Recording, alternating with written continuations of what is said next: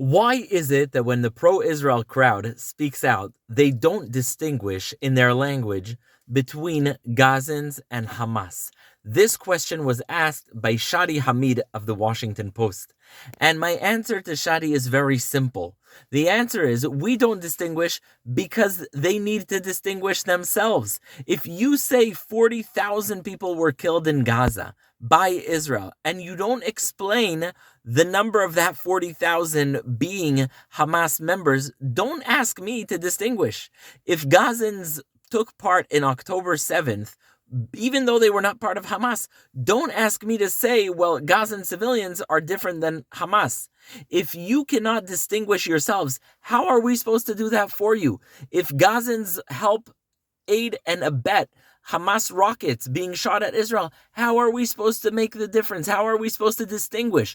And so my calling is to the people of Gaza, to the people who are allies to the people of Gaza, is very simple. Make the distinction between Palestinian and Hamas. Make the distinction between Gazans and Hamas, because we're not going to do that for you. And so if you think there is a distinction, tell us.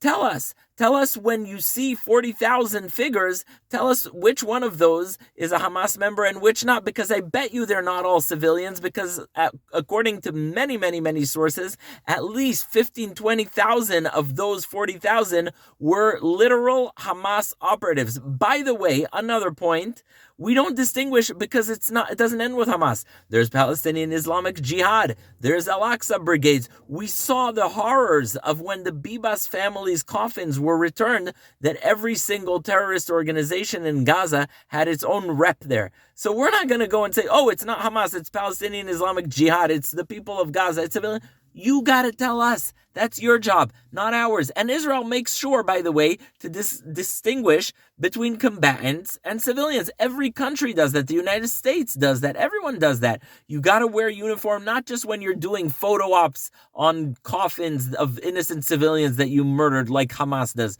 Let's see them wear their uniforms when they come out to fight. Let's see them wear those uniforms when they see the IDF on the streets. Let's see if they wear those uniforms then. So until then, sorry, we're not able to make these distinctions for you.